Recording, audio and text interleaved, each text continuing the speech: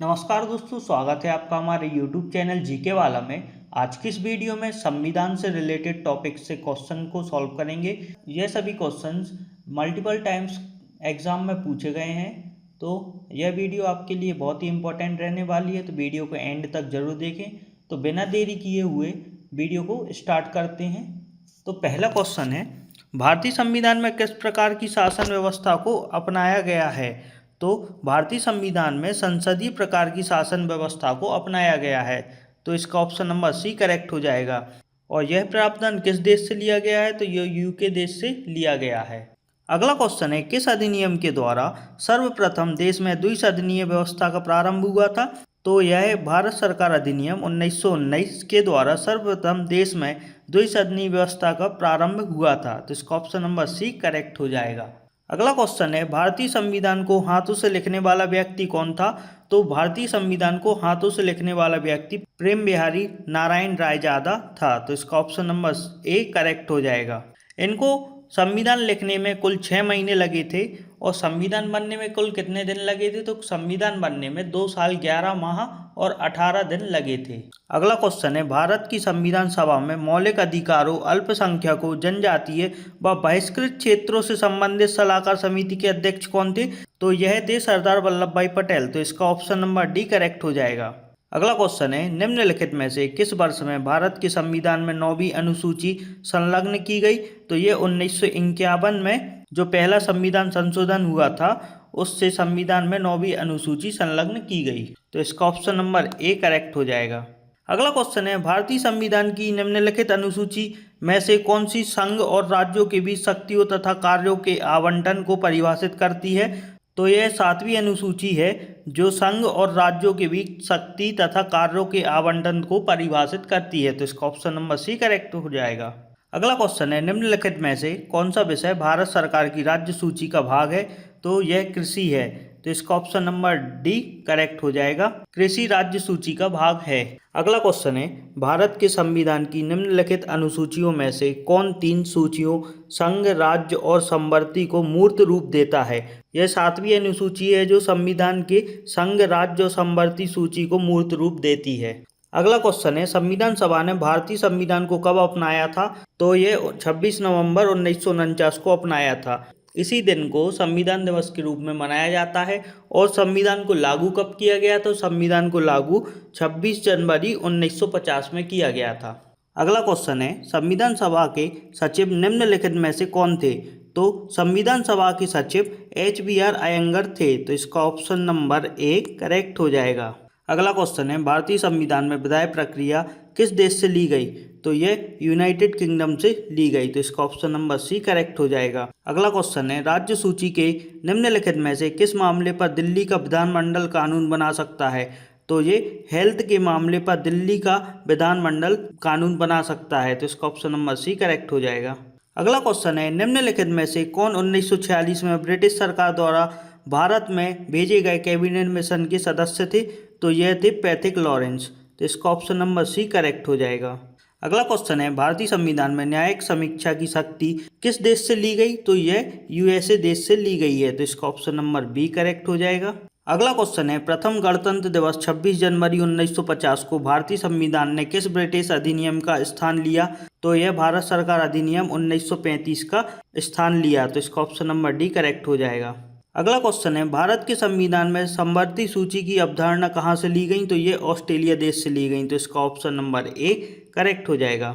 अगला क्वेश्चन है, भारत के संविधान की 10वीं अनुसूची के अलावा अन्य मामले के लिए राज्य विधानसभा के सदस्यों की अयोग्यता का निर्णय कौन करता है? तो ये राज्यपाल करता है, तो इसका ऑप्शन नंबर बी करेक्ट हो जाएगा।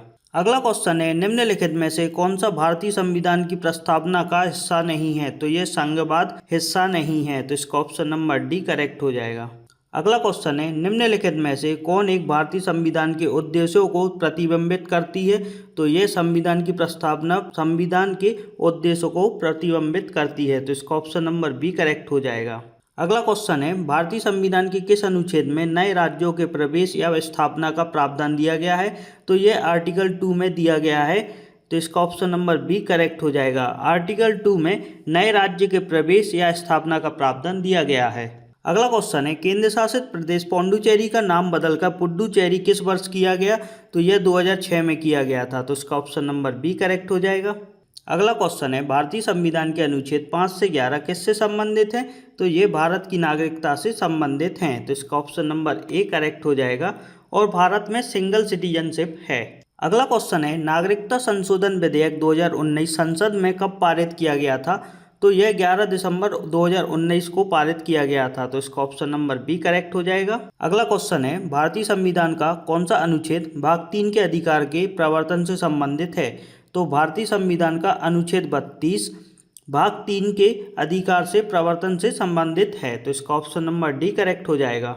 अगला क्वेश्चन है निम्नलिखित में से कौन सा अनुच्छेद संपत्ति के अधिकार से संबंधित है? तो यह अनुच्छेद 300A संपत्ति के अधिकार से संबंधित है, तो इसका ऑप्शन नंबर सी करेक्ट हो जाएगा। अगला क्वेश्चन है अस्पृश्यता को समाप्त करने और इसके अभ्यास को निषिद्ध करने का प्रावधान किस अनुच्छेद में है? तो ये अनुच्छेद 17 में है, तो इसका ऑप्शन नंबर सी करेक्ट हो जाएगा। अगला क्वेश्चन है भारत के संविधान के अनुच्छेद 18 के अनुसार राज्य द्वारा किस प्रकार की उपाधि प्रदान की जा सकती है? तो ये राज्य द्वारा सैन्य और शैक्षणिक उपाधि प्रदान की जा सकती है, तो इसका ऑप्शन नंबर सी करेक्ट हो जाएगा। अगला क्वेश्चन है भारतीय संविधान के किस अनुच्छेद में कहा गया है कि कोई भी नागरिक किसी भी अन्य राष्ट्र से उपाधि स्वीकार नहीं करेगा? तो यह भारतीय संविधान के अनुच्छेद 18 के सब क्लॉज 2 में कहा गया है कि कोई भी नागरिक किसी भी अन्य राष्ट्र से उपाधि स्वीकार नहीं करेगा, तो इसका ऑप्शन नंबर बी करेक्ट हो जाएगा। अगला क्वेश्चन है अनुच्छेद 21 किस अधिकार से संबंधित है? तो यह शिक्षा के अधिकार से संबंधित है, तो इसका ऑप्शन नंबर बी करेक्ट हो जाएगा। अगला क्वेश्चन है किस आरोपी को अपने खिलाफ गवाही देने के लिए मजबूर नहीं किया जाएगा? यह किस अनुच्छेद में है? तो यह अनुच्छेद 16 में है, तो इसका ऑप्शन नंबर ए करेक्ट हो जाएगा। अगला क्वेश्चन है अनुच्छेद 22 के सब क्लॉज 2 के अनुसार गिरफ्तार व्यक्ति को कितने समय में मजिस्ट्रेट के सामने पेश करना होता है? तो ये 24 घंटे के अंदर मजिस्ट्रेट के सामने पेश करना होता है, तो इसका ऑप्शन नंबर बी करेक्ट हो जाएगा। अगला क्वेश्चन है राज्यों के नीति निर्देशक सिद्धांत किस भाग में है? तो यह भाग 4 में है, तो इसका ऑप्शन नंबर सी करेक्ट हो जाएगा। आर्टिकल 36 से 51 तक हैं। अगला क्वेश्चन है 97वें संविधान संशोधन 2011 ने किससे संबंधित नया नीति निर्देशक सिद्धांत जोड़ा? तो यह सहकारी समिति से संबंधित नया नीति निर्देशक सिद्धांत जोड़ा है, तो इसका ऑप्शन नंबर बी करेक्ट हो जाएगा। अगला क्वेश्चन है ग्राम पंचायतों के संगठन से संबंधित अनुच्छेद कौन सा है? तो ये अनुच्छेद 40 है, तो इसका ऑप्शन नंबर डी करेक्ट हो जाएगा। अगला क्वेश्चन है समान नागरिक संहिता से संबंधित अनुच्छेद कौन सा है? तो समान नागरिक संहिता से संबंधित अनुच्छेद 44 है, तो इसका ऑप्शन नंबर सी करेक्ट हो जाएगा। अगला क्वेश्चन है कल्याणकारी राज्य की स्थापना से संबंधित अनुच्छेद कौन सा है? तो ये अनुच्छेद 39 है। कल्याणकारी राज्य से संबंधित अनुच्छेद 39 है, तो इसका ऑप्शन नंबर ए करेक्ट हो जाएगा। अगला क्वेश्चन है भारतीय संविधान के अनुच्छेद 36 से 51 किससे संबंधित हैं? तो भारतीय संविधान के अनुच्छेद 36 से 51 राज्य के नीति निर्देशक सिद्धांत से संबंधित हैं, तो इसका ऑप्शन नंबर डी करेक्ट हो जाएगा।